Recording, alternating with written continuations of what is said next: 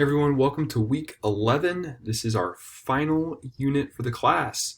So by now you should have already submitted your Unit 2 essay, and if you haven't done that, stop whatever you're doing and make sure you do that. Alright, so for our final unit in class, we're still continuing to develop unique and creative and sophisticated ideas and communicating those effectively. And this time we'll be discussing something that might be a little bit controversial. We'll look at texts that discuss race and identity and how those social identities are created.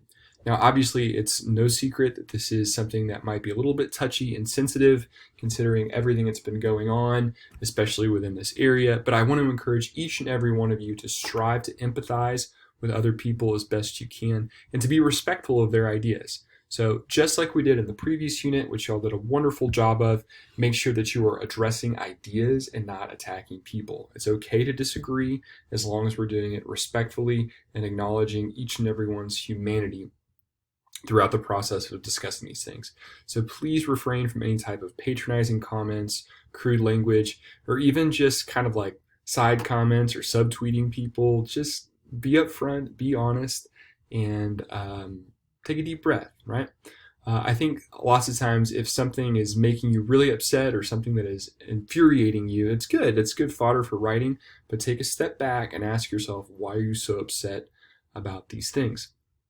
And it could be justified. The anger can be justified there, but can you channel all of that energy into communicating things effectively that respect others? Okay? So you'll be looking at a text from the prolific writer and now novelist. His name's Ta-Nehisi Coates. So Ta-Nehisi Coates is an essayist, turned novelist, turned screenplay writer, turned comic book writer. I mean, he's just done the whole gamut. So this is a segment of his award-winning book called Between the World and Me, and the segment is called Letter to My Son.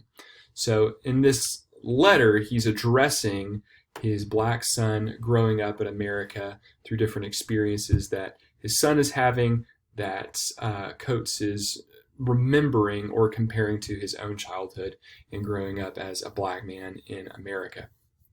So in this text, we get to see Coates' view of the world and particularly how race functions within it. And just like everything else we've discussed and looked at throughout this term, we want to make sure that we understand that our identities, our opinions, our beliefs, they're shaped by our environment. So everything that you believe, think, and feel is a product of who you've surrounded yourself with and the culture that you find yourself in. That is no different than what we'll be experiencing with these texts as well.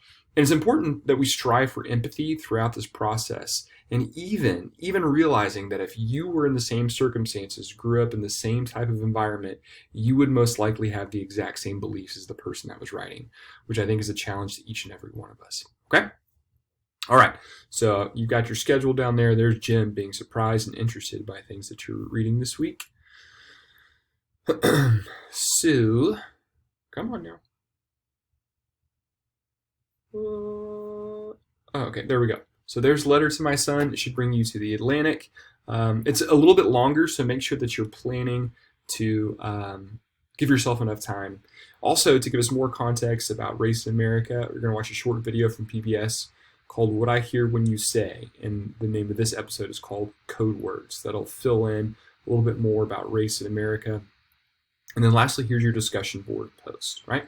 So this week, your guiding question for the discussion board is, what is Coates' understanding of race and how it affects our society? That's what you want to answer. You want to understand what it is and you want to communicate it effectively.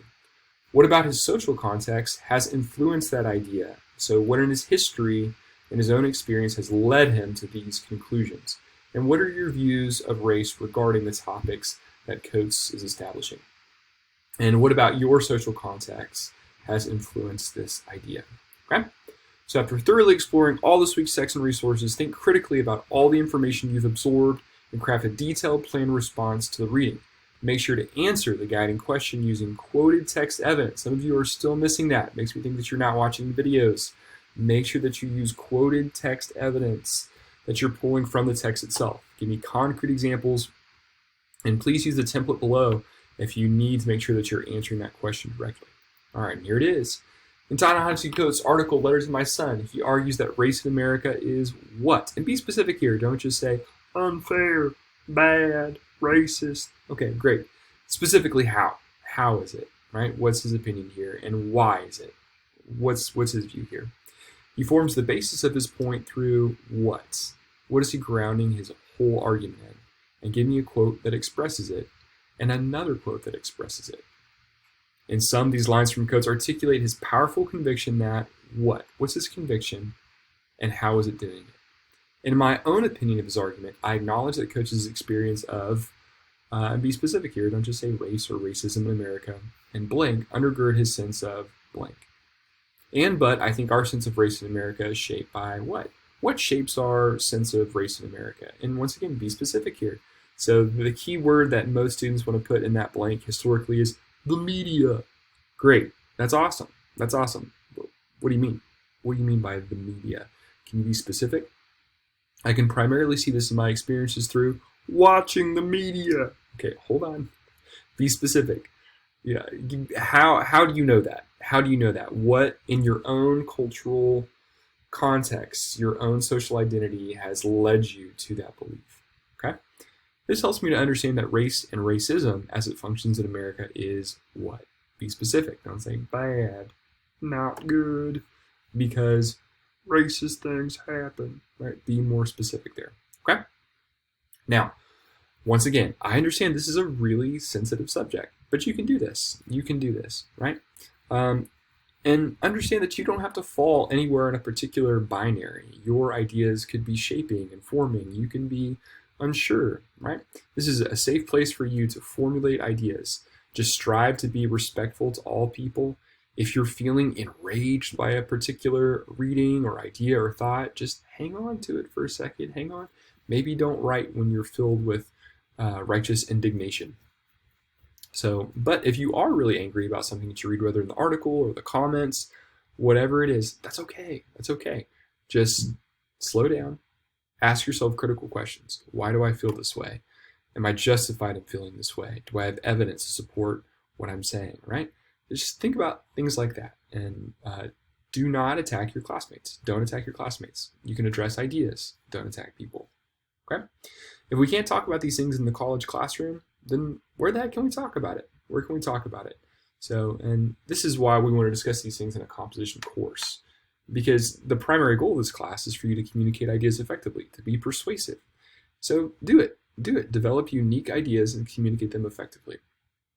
All right. I hope you have a delightful week. Please let me know if you need any assistance. Goodbye.